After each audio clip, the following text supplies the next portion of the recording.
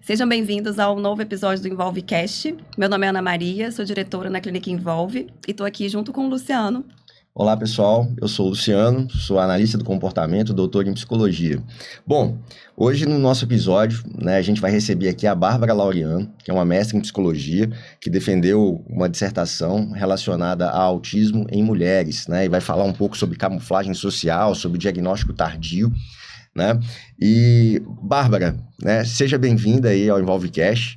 Muito obrigado pela sua presença, Eu tenho que dizer para você que a sua dissertação, a sua pesquisa, ela acaba sendo um presente para toda a comunidade da psicologia e também para as pessoas autistas, pela relevância do tema, E eu queria que você se apresentasse para as pessoas, e ao mesmo tempo falasse um pouquinho sobre o que te motivou a falar sobre autismo em mulheres, O que foi um disparador aí para você buscar essa temática.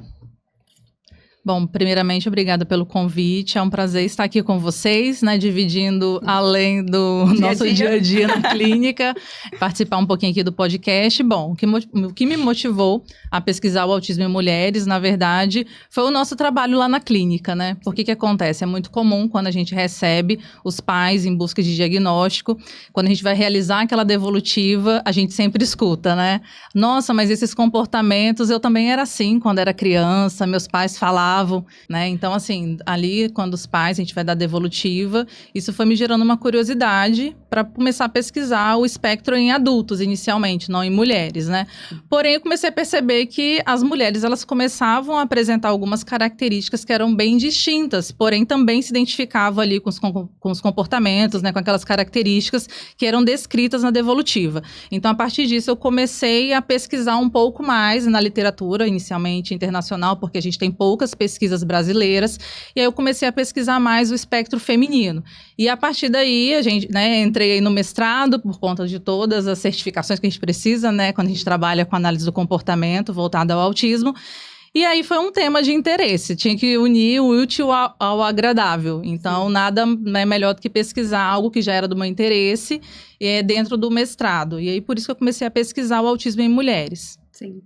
E como é comum, Bá, assim, você falou da rotina da clínica, quando a gente vai conversar com os pais, enfim, e assim, é muito, muito, muito frequente que eles comentem algo desse tipo, ou o pai, ou a mãe, nossa, mas eu também tinha um pouco dessas características, enfim, eu vejo que às vezes até no começo, talvez a primeira intenção, assim, ao transmitir, seja até uma tentativa de, às vezes, até negar mesmo, Será que é isso mesmo que meu filho tem? Outras pessoas também passam por isso. Mas eu acho que depois vai ficando um pouco mais claro, assim, que são dificuldades que realmente podem estar sendo encontradas ali na história de vida, regressa. E eu acho que vai trazendo um pouco essas memórias, assim, do pai, da mãe, em relação à infância, as relações sociais e tudo. Então, assim, eu acho que abriu um novo panorama, assim, Se a gente fizesse um recorte de alguns anos, para cá, eu acho que conforme as pessoas estão conhecendo mais, enfim, eu vejo que os pais também, eles começam a se questionar, Será que algumas das minhas dificuldades também estão relacionadas ao espectro, Sim, eu acho que a gente consegue perceber isso desde lá do início, Antes a gente quase não tinha pais que eram diagnosticados. E hoje nós temos um grande número de pais que foram também em busca do próprio diagnóstico e hoje confirmam, o diagnóstico de autismo. Sim. Às vezes até outros diagnósticos comórbidos, TDAH, enfim. E tudo muito recente, Se a gente parar para pensar, assim, talvez eu diria, não sei, talvez nos últimos 4, 5 anos, que isso ficou um pouco mais, assim, de amplo conhecimento. Porque não era um questionamento, assim, das famílias no passado, quando a gente começou, logo no comecinho da Envolve e tudo. Só que aí você mencionou uma coisa importante, Assim, como tem poucos estudos ainda, principalmente voltados para mulheres. Sim. Porque existem outros padrões, outras formas, de manifestar ali aqueles comportamentos, enfim. E eu acho que com a sua pesquisa deu para dar uma boa aprofundada nessa parte, Assim. Sim. E eu fiquei bem surpresa, na verdade, porque até então a gente acaba... O nosso dia a dia faz com que a gente pesquise muito mais sobre estratégias, análise do comportamento, e a gente perde um pouco desse viés histórico. Sim. Então, quando eu comecei com a pesquisa, que eu tive que fazer toda essa busca, de como é que o histórico de autismo foi construído ao longo do tempo, até mesmo a inserção dele nos critérios diagnósticos como uma categoria diagnóstica distinta, sim, a gente foi percebendo que lá os primeiros estudos do autismo, eles eram voltados mesmo para o público masculino, Sim. Então, se eu tenho uma população ali onde eu tenho um número maior de representatividade do sexo masculino, eu vou ter poucas características que seriam compatíveis às meninas. Então, lá ali nos primeiros estudos, né, do Kenner, do Asperger, a gente via que as amostras eram majoritariamente compostas por homens, né? Sim. Então, as mulheres acabavam escapando ali da pesquisa clínica inicial, então as características delas não eram contempladas. E sem a pesquisa fica muito difícil, né? Porque como que a gente vai ter todos os marcos, né? As avaliações, todos os instrumentos vão ser norteados por esse público, né? Essa amostra ali de participantes. E aí acaba que eu acho que as meninas foram ficando ali cada vez mais... Fora do radar, né? Completamente fora. E na prática a gente vê isso, né? Chegam mais tarde. Sim. E você mencionou que, assim, existem características diferentes, né? Sinais que são diferentes. Dá um exemplo do que seriam esses sinais, quais são essas diferenças que a gente consegue perceber em relação ao autismo, né, em mulheres, por exemplo, se comparando com autismo em homens. Sim, tem um estudo que é até interessante, né, que fala sobre as pink flags, né? As red flags são aquelas características, né, que são mais comuns, que a gente consegue observar, principalmente em meninos, e aí existem as pink flags, né? Que são aquelas características que são menos óbvias, né? Por exemplo, se a gente pega ali os critérios diagnósticos, quando a gente está falando lá sobre o primeiro, né, de comunicação, interação social, a gente consegue perceber essa discrepância. Enquanto os meninos, eles ficam mais isolados, as meninas, geralmente, elas tentam interagir mais. Às vezes, aquela comunicação um pouco mais robotizada, né? Ela não consegue desenvolver uma profundidade ali na interação e na comunicação social, porém a gente consegue perceber a tentativa. E também entra o que a gente chama da camuflagem social, que também influencia muito. Tem um estudo que é muito interessante, se eu não me engano, ele é de 2014, não tenho certeza, mas ele é um estudo observacional, onde alguns profissionais identificaram 96 crianças, né, durante ali o parquinho, e aí eles não sabiam quem tinha diagnóstico e quem não tinha. Né? Então, eles observaram aquelas crianças e, através da percepção deles, eles descreveram lá 4 comportamentos. E um desses comportamentos era os que eles descrevem como fleeting, que é como se ficar borboletando ali entre os pares, né? Sim. Então, aquelas meninas que borboletavam entre os pares, elas eram descartadas como autista, porque o comportamento era muito parecido com o comportamento neurotípico. O que acontece? Essas meninas ficavam transitando entre um grupo e outro. Então, aquele olhar que ele não é mais apurado, que não conhece essas particularidades do diagnóstico, aquela menina vai passar batida. Sim. Porque ela está interagindo, ela está indo de um grupo a outro, ela está tentando comunicar, mas não tem não é aquela comunicação funcional, né? Não tem aquela profundidade. Então, aquela menina, ela foi identificada como não autista, mas, na verdade, ela estava no espectro. É um estudo bem interessante esse. E aí, ele também fala sobre os comportamentos de meninos, né? Que eles ficavam mais em solitude. As meninas também, porém, elas tinham mais iniciativa para poder fazer essa interação, diferente dos pares, né? Dos meninos. E essa capacidade mesmo de às vezes até se ajustar naquele ambiente, né? Assim, porque você vai falando, eu vou lembrando de vários casos nossos, né? Assim, de trajetória mesmo. E aí, uma das primeiras etapas, né? Quando a gente vai trabalhar, vai fazer uma avaliação, muitas vezes é fazer uma observação. E aí, eu me lembro de várias situações, assim, né? Uns 10 anos, 8 anos atrás, quando a gente ia observar. E aí, muitas vezes, tem uma menina, gerava muito essa dúvida também. Porque existe uma aproximação social, né? Existe ali uma participação no ambiente, né? Você consegue... É diferente quando você bate o olho e já observa ali, nossa, um padrão realmente mais comum, né? Mais clássico, quando a gente vê com os meninos. Mas a gente ficava ali observando e falava, nossa, a gente vai precisar entender uma sutileza muito grande daquele comportamento, até para conseguir chegar a uma conclusão. E aí, quando você coloca uma lupa, você acaba percebendo, né? Que realmente aquela comunicação é uma comunicação ali mais superficial ou mais imitativa, né? Não sei se tem uma capacidade ali um pouco maior de imitar um pouco socialmente o que está acontecendo. Mas, assim, como é diferente se a gente partir de instrumentos que não sejam voltados também para esse público. Sim. Né? Eu acho que esse que é o desafio, assim, atual. E fica muito claro, assim, como que é diferente mesmo o nosso olhar. E pensando em relação a essa questão do subdiagnóstico, assim... Eu acho que nesse processo deve existir, né? A gente sabe também que existem muitos diagnósticos errôneos, né? Nesse processo de descoberta. Então, acho que, diria que quase todos os pacientes, né? Meninas que a gente já acompanhou, a gente acaba vendo que inicialmente passou por uma avaliação muito, né? Talvez voltada mais para ansiedade, um quadro de ansiedade generalizada. Às vezes até uma outra questão, né, que pode ser um pouco mais séria, né? Então, já tive diagnóstico errôneo de síndrome de Tourette. Então, se confunde muito com outros diagnósticos, né? Assim, dentro dessa pesquisa, né? Quando você foi investigando, você percebeu isso? Esse foi um ponto, inclusive, né? Que foi um dos principais aí na trajetória diagnóstica dessas mulheres que participaram da pesquisa. Então, o primeiro foi em relação ao diagnóstico de outras pessoas, né? De terceiros, geralmente de filhos, de alguém muito próximo. Então, a partir disso, é o que acontece na verdade, né? Lá na clínica, quando os pais vão na devolutiva, eles começam a se identificar ali com as características do próprio filho, mas eu também era assim, eu também tinha esse comportamento quando eu era mais novo, né?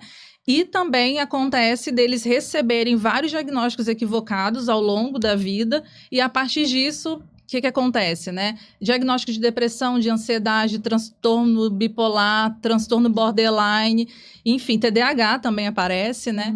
Mas o que acontece? Essas mulheres, muitas vezes, elas recebem um diagnóstico, elas procuram tratamento, procuram acompanhamento, mas elas fazem de tudo, tomam medicação e nada melhora. Elas não conseguem ver um resultado ali. E aí também fica naquela sensação, né? Poxa, o que eu tenho deve ser tão grave, isso apareceu muito na pesquisa, né? O que eu tenho é tão grave que tudo que eu tô fazendo não está funcionando. E aí elas entram também naquilo que a gente chama de desamparo aprendido, né? Exatamente. Porque chega um momento onde elas quase desistem. É por isso que, inclusive, a taxa de suicídio em mulheres autistas, ela é muito elevada, né? Não só em mulheres, né? Em adultos, de uma forma geral, porém a taxa em mulheres é muito mais alta do que em homens, porque chega uma fase da vida onde ela não recebe o diagnóstico, onde ela não recebe o suporte e ela já tentou de tudo e ela não vê mais esperança. Sim. E aí acaba recorrendo ao suicídio. Sim, no senso comum, assim, a gente vê vários mitos, várias coisas que são faladas em relação ao autismo, né? Óbvio que a gente busca sempre todo conhecimento baseado em evidência, mas vamos pensar, né, assim, até nas pessoas que não têm, né, nenhum aprofundamento teórico e eventualmente vão falar desse tema, é muito comum a gente ouvir falar que uma das diferenças entre o autismo em mulheres, se comparado com em homens, né, meninas e meninos, no caso, é que é como se não existisse um meio termo, né? Ou você tem um autista que tem um repertório muito elaborado, né, verbal, ou você tem um repertório muito comprometido. Na sua pesquisa apareceu alguma coisa relacionada a isso, né? Enfim, e quando a gente fala de camuflagem, né, assim, essa camuflagem, ela se equivale ao que a gente considera como masking, por exemplo, ou é um processo totalmente diferente? Essa é uma boa pergunta, na verdade, né? Acabou que o tema central da minha pesquisa era, né, na verdade, estratégia de camuflagem social. Eu gosto muito de usar a definição da Laura Hu e colaboradores, que foi os pesquisadores que desenvolveram o CAT-Q, que é um instrumento que mede estratégia de camuflagem autística, né? Sim. E foi muito interessante porque eles fizeram uma subdivisão, porque antes a gente até quando pega literatura internacional, a gente escuta muito masking, né? Que é o mascaramento. E esses autores, eles pegam a camuflagem social como um conceito único, então a estratégia de camuflagem social, e ela divide em 3 subtipos. Então, eu tenho estratégia de assimilação, compensação e o mascaramento. Então, o mascaramento, ela é um dos subtipos da camuflagem social. Então, esse estudo, ele é bem interessante, inclusive, né? E foi o que me levou, na verdade, a pesquisar estratégia em mulher. Porque eu fiquei pensando, né? Se historicamente as mulheres são subdiagnosticadas porque eu tenho amostras majoritariamente compostas por homens, então como é que foi feito esse instrumento? Será que esse instrumento ele também tem mais homens na elaboração dele? E tem, né? Olha então só. eu falei assim, deixa eu então usar esse instrumento na minha pesquisa. Então apliquei, a primeira etapa da pesquisa foi aplicar esse instrumento nas mulheres. O resultado foi conforme a literatura, né, apontando que mulheres acabam usando mais estratégia de assimilação, né? Ou seja, ela imita mais os comportamentos neurotípicos, né? Sim. Então ela observa os pares e incorpora aqueles comportamentos ali no seu dia a dia. Então, a estratégia, de acordo com o instrumento de assimilação, realmente foi a mais alta, Porém, apareceu um dado que foi interessante, né? Que quando eu fiz as entrevistas com essas mulheres, eu pedi para elas descreverem estratégias que elas conseguiam observar ali no seu dia a dia, né? De forma consciente? Isso, de forma mais consciente. Então, elas descreveram muito mais estratégias de compensação do que de assimilação.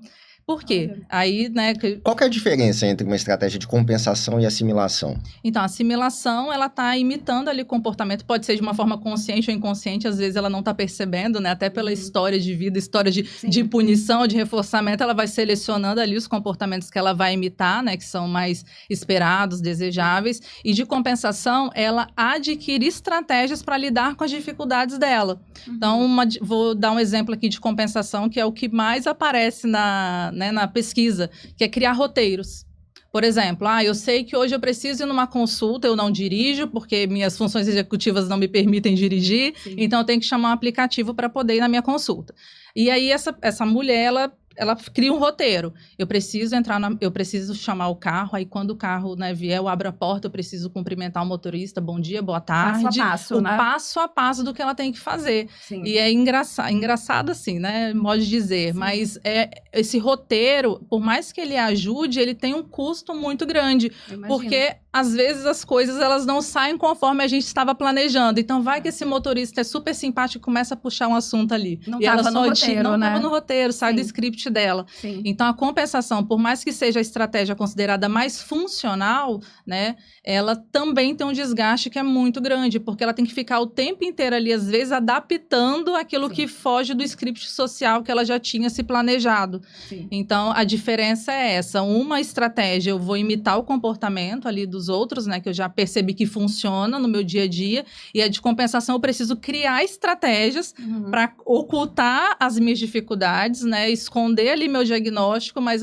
ao mesmo tempo eu preciso emitir comportamentos que sejam funcionais. Então, no aspecto funcional, são todos comportamentos que têm, né, ali como objetivo camuflar mesmo. Camuflar. Sim. E aí foi um outro dado também que foi interessante, que foi quando eu percebi, né, depois quando eu fui fazer análise dos dados, que muitas mulheres, às vezes, elas conseguem adquirir ao longo da vida habilidades sociais, habilidades que são mais funcionais para ela, onde ela não tem que ficar escondendo ali as próprias características, onde ela pode abrir o diagnóstico, mas até o custo, né, de interagir com os pares, por ser tão alto, elas acabam considerando como se fosse também uma estratégia de camuflagem social. Então, ela não consegue perceber que é um comportamento habilidoso, né, socialmente esperado, né, que não está tendo ali um ocultamento das próprias características, onde ela não está tendo que disfarçar a estereotipia, ela não está tendo que forçar o contato visual, mas por ter um custo muito grande para ela no dia a dia, ela acaba também compreendendo como uma compensação.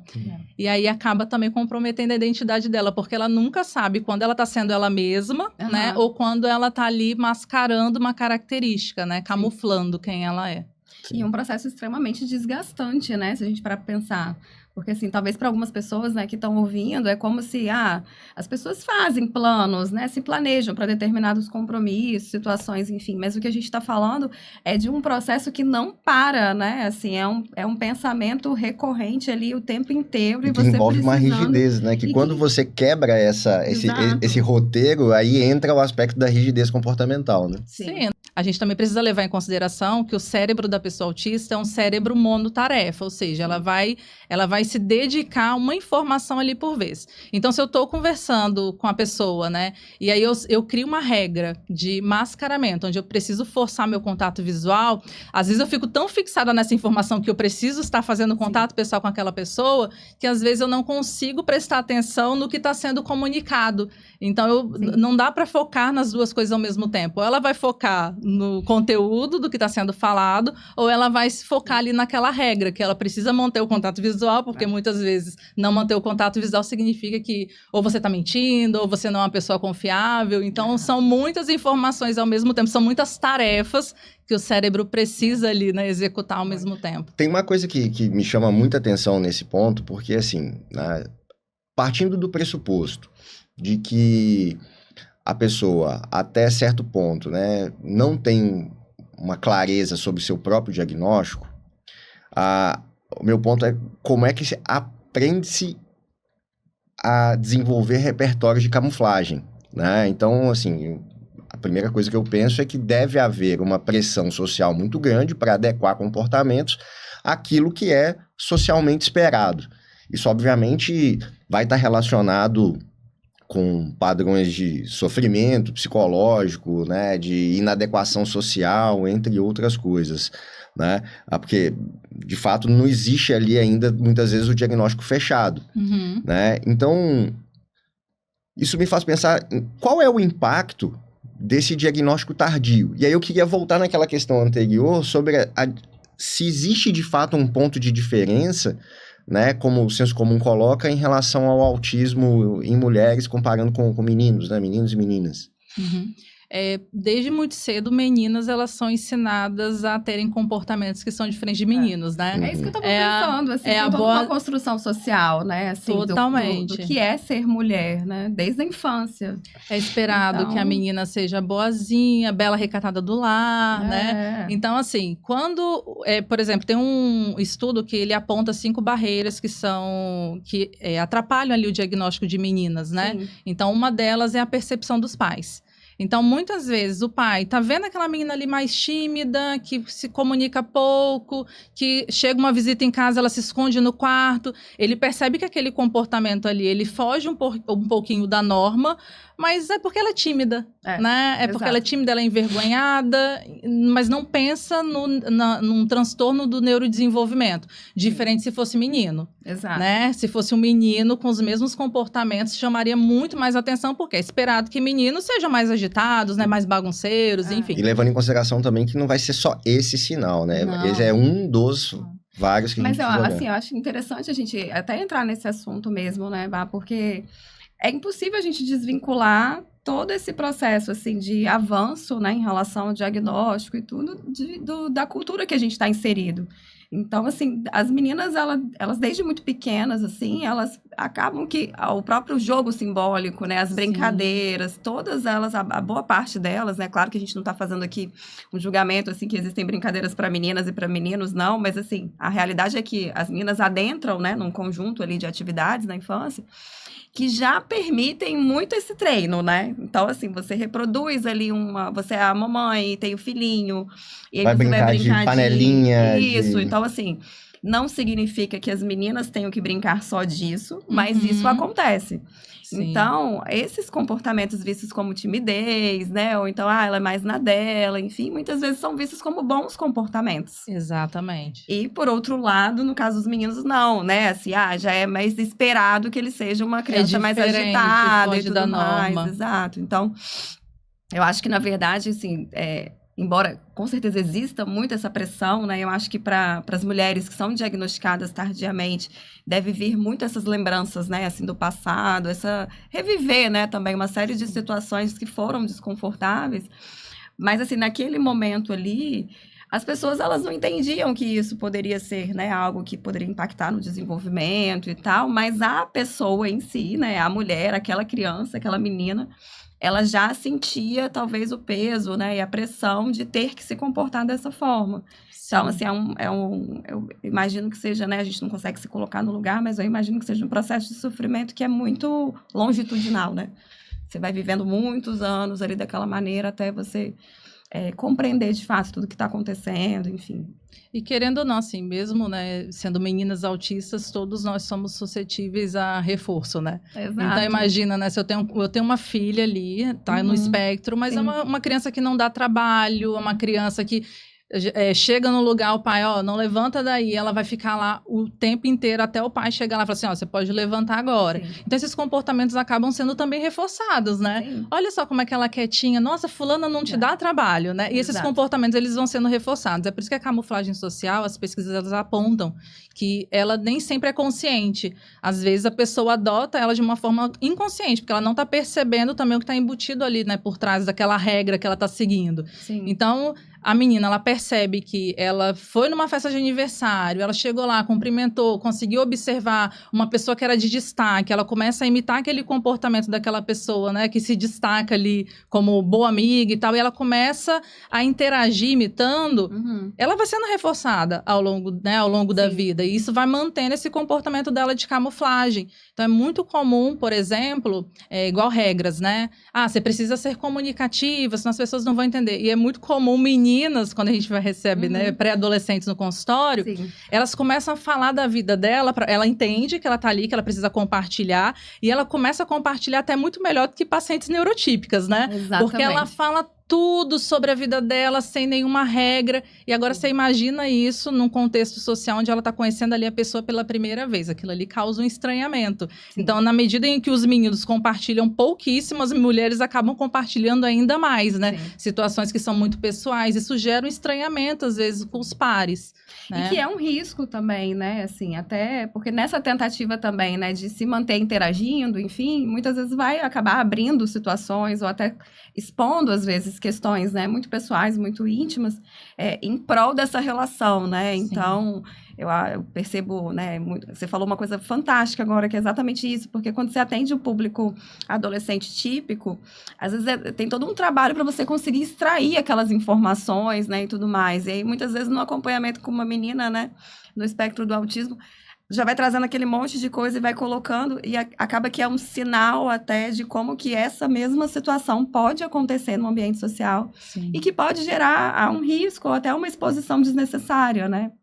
Então, são maneiras diferentes de perceber essa inadequação nas relações sociais, né? E aí, no consultório, isso aparece muito forte. Muito forte. É aquela menina mais ingênua que confia em todo mundo e que conta sobre situações que são muito específicas e, infelizmente, outras pessoas acabam usando essas informações contra ela. E aí, não é à toa, né? Que em termos de intervenção, pensando na adolescência, tudo que existe hoje, né, de influências. Então, assim, tanto o tempo de rede social, né, os contatos. Então, muitas vezes você está no Instagram da vida, enfim, você conhece uma pessoa que está em outro estado, em outro lugar, a pessoa, né, te aciona de alguma maneira, os interesses batem.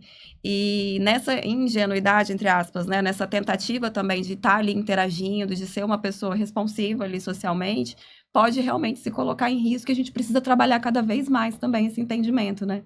Então, olha, não é toda e qualquer pessoa que pode adentrar na sua própria vida ali, né? Conhecer mais profundamente você. E aí fica aquele desequilíbrio, né? Tá, o que eu faço, né? Eu preciso me comportar, eu preciso estar interagindo, as pessoas esperam isso.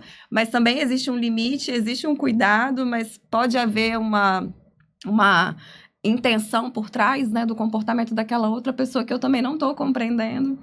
Então, assim, realmente é um processo extremamente complexo e que não dá para a gente trabalhar mais pensando em diagnóstico de autismo. Sim. São diagnósticos, né, de autismo e muito mais agora pensando em mulheres, né? Muito mais. O espectro ele é bem amplo e às vezes a gente se prende ali muito aqueles critérios rígidos, né? Sim. E o próprio DSM, ele fala que a gente não precisa ficar preso àqueles exemplos, né? Porque são exemplos que a gente observa muito em homens.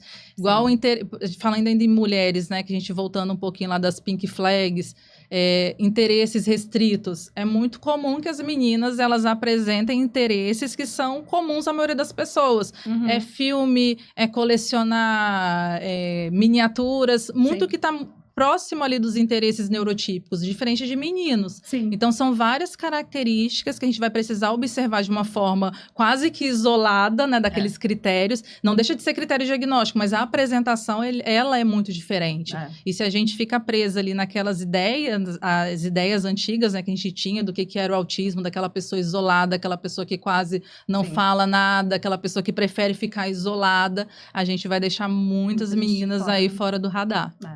E com diagnósticos equivocados. Exato. Ou tardios, né?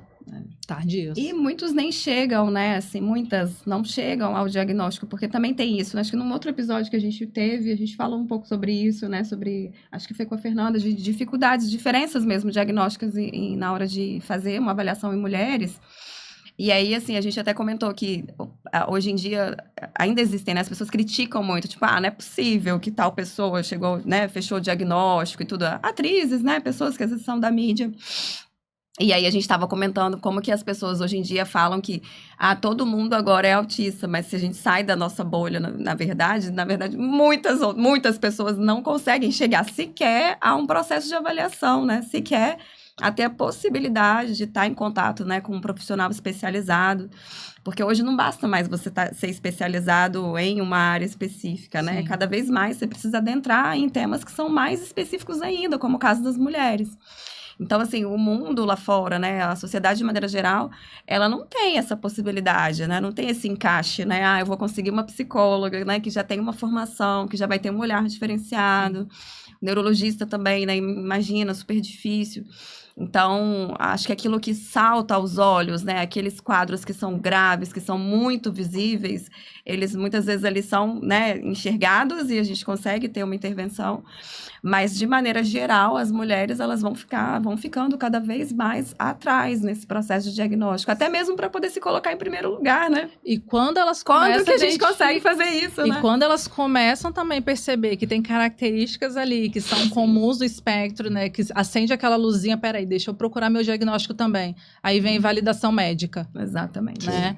Isso é muito comum. Então, mesmo quando elas começam ali a criar uma lista, peraí, isso aqui eu tenho, isso aqui também acontece comigo, elas vão buscar uma avaliação e o médico, não. Eu fico pensando assim, né, dentro dessa lógica, que é interessante a gente estabelecer essa linha de raciocínio para que as pessoas também consigam entender isso, é que num contexto, né, de camuflagem, que a gente vê essas diferenças em relação à forma como o diagnóstico é feito, isso justifica o que você falou lá no começo do episódio, que normalmente vai se procurar ou porque tem alguém da família que descobriu um diagnóstico que estava muito claro, muito aparente, ou eventualmente se descobre enquanto está se tratando outra coisa. Então, imagina, né, eu estou ali num contexto em que eu estou tendo que me adaptar socialmente, todo o desgaste que isso produz em termos de repertório, né? Enfim. Esse desgaste, ele me leva a um processo ansioso, um processo depressivo, por exemplo, e aí, de repente, né, eu vou descobrir, por exemplo, um autismo, né? E isso me traz um ponto, assim... Dentro do que você, né, já tem de experiência, dentro do que você pesquisou, qual que é a formação adequada para os profissionais que querem dar uma ênfase em relação ao diagnóstico em meninas ou em mulheres? Né? Assim, o que se tem que pensar em termos de formação? Qual que é o caminho para que a gente consiga melhorar essa condição, para que a gente, de alguma forma, tente diminuir esse subdiagnóstico? Então, principalmente ouvir as mulheres autistas, né, e suas experiências, né? Sim. No último DSM, que foi a última atualização, foi a primeira vez que a gente falou sobre estratégia de camuflagem, o quanto ela pode impactar no diagnóstico tardio de mulheres. Então, até então, a gente não havia essa discussão, né? Então, a gente precisa ouvir essas mulheres, né? Criar instrumentos que sejam mais padronizados para essa população, já que historicamente, né, as amostras eram majoritariamente compostas por homens, então a gente precisa de estudos específicos para essas mulheres, e existem também algumas comorbidades que são muito comuns, né? Então, a gente também precisa olhar para essas comorbidades, mas ainda assim, ouvir as mulheres autistas e suas experiências. Porque quando a gente está falando sobre diagnóstico tardio em mulheres, as mulheres elas sofrem uma dupla exclusão, né? É uma frase muito comum na comunidade autística, que é quando é pequena, né? Estranha demais para ser normal, e aí quando recebe o diagnóstico é normal demais para ser considerada autista. Exato. Né? Então, é uma dupla exclusão que as mulheres sofrem. Então, assim, para a gente conseguir fazer esse diagnóstico, é olhar para características que fogem ali daquele padrão que é esperado e começar a olhar mais para essas meninas e essas mulheres. Sim.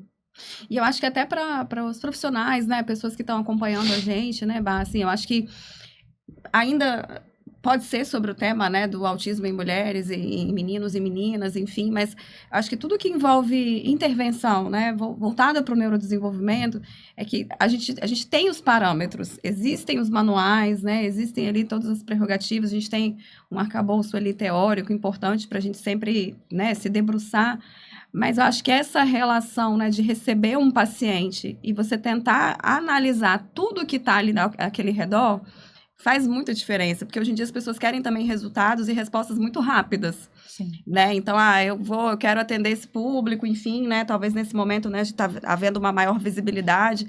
E aí, se você fica muito preso àquilo que está só descrito, prescrito, né, na literatura, se você não tem um encontro direto, né, com essa pessoa, até para você entender exatamente quando ela fala desse interesse dela e tudo assim, o quanto que isso está impactando, né? De onde que veio isso, né? Assim, como que ela utiliza esse interesse na vida dela, gera sofrimento, não gera prejuízo. Então, assim, eu acho que fica também essa importância da gente olhar não para uma demanda atual, mas o mais importante é como que vai ser a minha relação, né, psicólogo com o paciente, como que eu vou fazer esse encontro, porque fica tudo muito nebuloso. E eu acho que com as mulheres isso é um pouco mais intenso, assim, né? Porque tem esse histórico, são vários outros diagnósticos, são situações que a gente precisa tentar separar um pouco o que está acontecendo de fato. Mas quando você tem um olhar clínico ali bem profundo, né? Tenta entender exatamente, espera isso aqui pode ser um hiperfoco. Né? Esse dia eu estava lendo um artigo que falava que algumas situações que podem acontecer em que o hiperfoco é uma pessoa. A pessoa tem um hiperfoco numa pessoa. Sim. E aí, às vezes, você vê isso se repetindo na história dela. Então, às vezes pode passar como, não, é uma pessoa que é dependente, né? Ela tá lá o tempo todo focada em uma pessoa só, apegada demais. Ou então, de repente, tem uma forma de se relacionar amorosamente, né? Que é diferente. Mas, na verdade, se você puxar, existe esse hiperfoco com outras pessoas ao longo da história. Ao longo da história. E que talvez isso tenha uma relação direta, né? Tanto com a imitação social, quanto com uma série de coisas.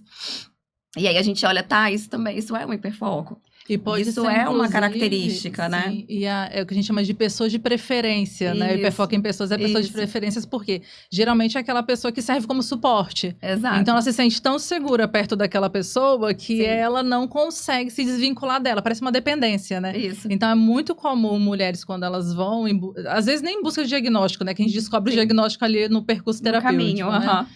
E ela vai descrevendo ali aquele apego àquela pessoa. E para quem está escutando e não tem aquele olhar clínico, parece assim, nossa, ela é apaixonada, ou é só um apego emocional, mas não, é aquela pessoa de suporte. E se ela perde aquela pessoa de suporte, ela perde tudo, praticamente, né? A referência dela toda, porque ela não consegue se relacionar com o mundo sem a ajuda dessa pessoa.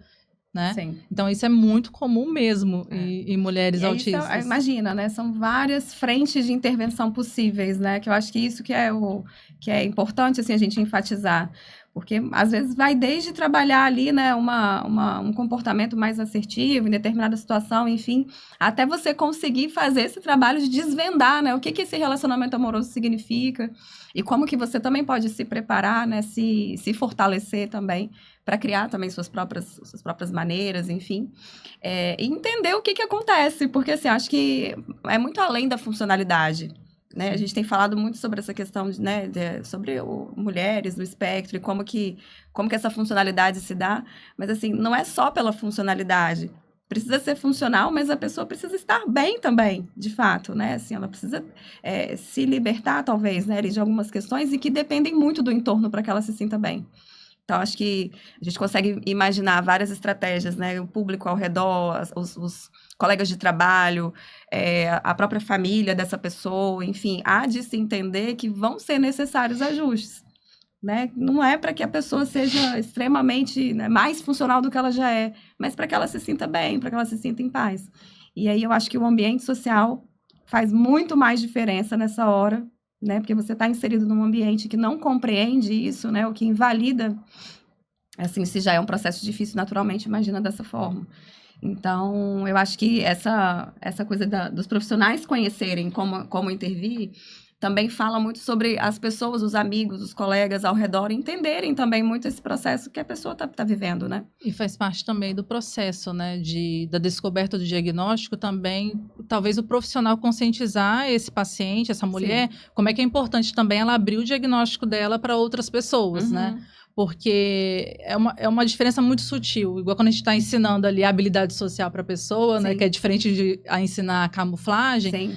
Essa paciente, ela precisa ter consciência de como é que o comportamento dela também vai influenciar como é que as pessoas vão se comportar em relação a ela.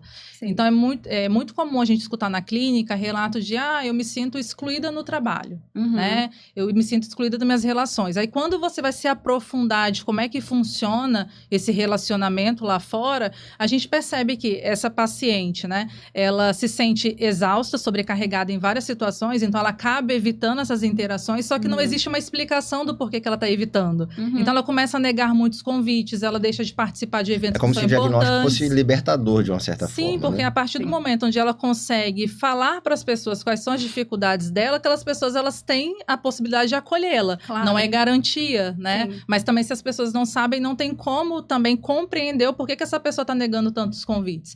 Teve um caso, e esse é um caso que eu posso falar, porque essa paciente, ela fala assim, não, você pode usar isso nas suas aulas, né? Sim. Que ela reclamava, né, muito, eu me sinto muito excluída no trabalho. As pessoas, elas saem para comemorar aniversário, saem para depois do expediente, e eu nunca tô junto. Aí a gente foi conversando, ela foi me explicando o porquê que ela nunca estava junto. Geralmente eles gostavam de ir para um barzinho tem música ao vivo, ela não gosta, né, ali Sim. o ruído do ambiente para ela é muito ruim, sobrecarrega mesmo. Então ela sempre falava, não vou, né, não quero ir e tal. E aí, a partir do momento onde ela abriu o diagnóstico dela e ela explicou quais eram as dificuldades dela naquele ambiente, aí os colegas de trabalho começaram a marcar encontros, né, pós-expediente em outros lugares, que eram mais confortáveis para ela. Então, também existia ali uma dificuldade de comunicar as próprias dificuldades, então por isso que, às vezes, abrir o diagnóstico para essas pessoas é importante. Sim. Porque aí você pode ser acolhida ali para o seu bem, não é garantia. Mas tem uma probabilidade maior de que, né, quando você não comunica. Sem dúvida, porque existe o interesse, né? Assim, a pessoa quer participar, mas muitas vezes naquele formato, da maneira como é diferente. O custo é muito elevado. Exatamente. Pra isso, né? O que seria camuflagem? Incentivar essa paciente a se expor a essas situações que para ela são difíceis. Exato. Né? Então, é diferente você ser habilidoso, você comunicar ali sua dificuldade, né? E você se expor àquela situação aversiva para se sentir incluída. Sim. Mas de qualquer maneira, assim, quanto mais as pessoas compreenderem, né, conhecerem sobre o espectro de maneira geral, óbvio, mas pensando na realidade das mulheres, que é o nosso tema de hoje, quanto mais as pessoas ao redor entenderem, conhecerem sobre essas nuances, acho que mais também essas pessoas, né, que estão sendo diagnosticadas tardiamente, elas também vão se sentir mais à vontade para conseguir discutir sobre isso.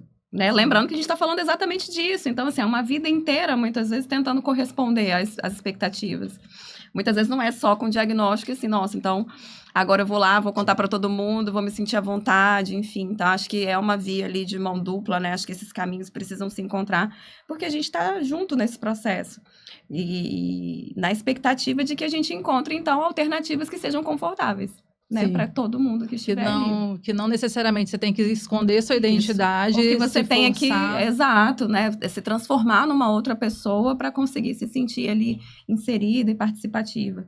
Então, assim, bom, é um tema, eu falo, Bárbara, que assim, é um tema muito emocionante também, porque eu acho que fala muito de trajetória, né, assim, de processo. Eu acho que tudo que envolve a mulher, assim, todas as discussões que envolvem mulheres são sempre permeadas, assim, de muita luta, né, assim, muita coisa, de maneira geral, passa na frente da mulher, né, pensando na história de cada mulher. Então, são prioridades, né, coisas que precisam ser feitas, expectativas que existem, por mais que a gente não queira que elas existam, mas elas existem. Então, eu acho que quando a gente coloca, né, um episódio como esse para a gente tratar unicamente, né, sobre o autismo em mulheres, falar sobre o espectro, sobre as diferenças, assim, eu acho que é extremamente relevante. É uma trajetória muito bonita, então, assim, a gente vai conversando aqui no podcast, assim, fazendo perguntas, mas, na verdade, a gente está no dia a dia e consegue ver também muito essa paixão, assim, né, como que esse tema foi te despertando, assim, interesse. E a gente fica muito feliz, saíram produtos maravilhosos, que eu acho que é importante a gente falar sobre eles também. Então, primeiro, aquele material, né, que foi criado através do seu estudo, a caixinha lá sobre camuflagem, eu acho que foi, assim, incrível, vejo as pessoas comentando, consumindo, a gente abre lá o site da Amazon, tá lá a Bárbara Laureano, maravilhoso. Eu acho super emocionante, porque eu acho que fala muito, muito, muito de uma excelência naquilo que você faz. Então, assim, o tema é maravilhoso, o tema é muito relevante e junto a isso, assim, ver a sua paixão, assim, por essa área é muito legal mesmo. E depois disso saiu, com o mestrado, teve um outro produto técnico, né? Como é que foi isso? É porque como se trata de mestrado profissional, Sim. eu preciso devolver alguma coisa para a sociedade, Sim. né? Então, ele ainda não foi publicado, né? É uma cartilha ali que fala sobre todo o histórico do Legal. autismo em mulheres. Sim. Tem algumas recomendações de como elas podem buscar o próprio diagnóstico, né? Ainda não Legal. foi publicado, mas Sim. em breve estará Então, a gente tá disponível. dando spoiler aqui, tá, gente? Mas, assim, é porque a gente fica muito empolgado vendo, ouvindo no dia a dia. Mas, assim, certamente mais conteúdo científico relevante sobre o tema. E mesmo numa escassez como a gente vive, né? Assim, eu acho que são recursos, são materiais que são, assim, extremamente relevantes para todos. Então, mega Maravilhoso. Bárbara, assim, eu queria que você deixasse uma mensagem, né, assim, principalmente para as mulheres, né, que podem em algum momento buscar investigar um diagnóstico de autismo, né, assim, alguma dica, algum ponto que seja relevante, e ao mesmo tempo, assim, deixar também seus contatos, né, eu sei que você é muito ativa nas redes sociais, então sempre trazendo algumas informações que para as pessoas podem ser importantes, que obviamente vão ajudar às vezes a detectar um sinal, falar, poxa, isso aqui eu não tinha pensado, não tinha detectado isso que ela está falando aqui. Então, deixa seus contatos pra gente, né, e depois a gente vai colocar também o link, né, desse material da Bárbara, que vai ser um material técnico para que fique no vídeo e para que caso que alguém tenha interesse possa, né, baixar e comprar lá na Amazon. Mas deixa aí pra gente seus contatos e uma mensagem, uma dica, assim, para as pessoas, para as mulheres que querem investigar isso. Pois é, vocês, né, mulheres autistas que estão em busca aí do diagnóstico, né, geralmente é um caminho permeado por muitas incertezas, muitas invalidações, mas caso você desconfie de alguma característica, caso você encontre ali, mesmo que seja nas redes sociais, hoje nós temos muitas mulheres autistas, né, falando sobre os próprios diagnósticos, as próprias experiências. Tem profissionais excelentes, inclusive muitos profissionais, muitas mulheres, né, psiquiatras, autistas, não vou citar aqui, que senão eu vou deixar várias sem dar os devidos créditos, mas hoje nós temos muitas profissionais que estão mais sensíveis ao diagnóstico dessas mulheres, porque são profissionais que também passaram pelas mesmas experiências, que também tiveram seus diagnósticos tardios.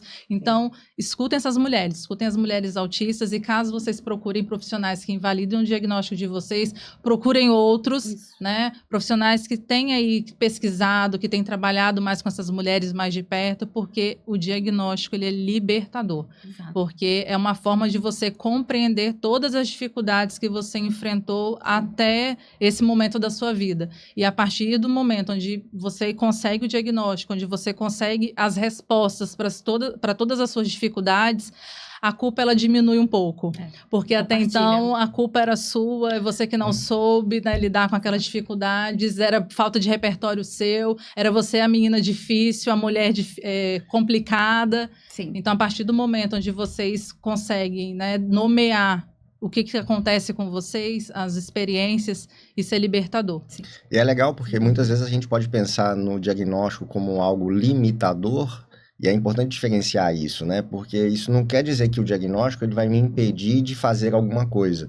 Muito pelo contrário, essa libertação, né? O libertador ele vem justamente de você conseguir continuar fazendo tudo que você já faz e aprendendo novas coisas, mas respeitando os seus limites em relação àquilo que você dá conta de fazer. Perfeito. É exatamente isso. Eu acho que é libertador nesse sentido, né? Assim, você conseguir sair dessa culpabilização, dessa sensação de fracasso, né? De não conseguir corresponder.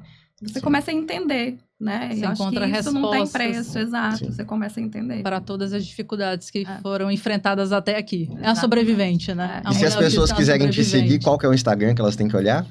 E eu que nunca lembro o meu Instagram. Eu acredito que é barbaralaureano.pc. Eu acho que é esse também, barbara.laureano.pc. Mas a gente coloca lá depois. A gente vai colocar. Pra todo mundo. Assim, tem postagens maravilhosas. Assim, eu vejo várias pessoas comentam, né? Assim, eu li um post da Bárbara e assim, nossa, como me esclareceu tal coisa. Enfim, tem tudo a ver. Ou então, mães, né? Falando em relação a isso sobre as filhas.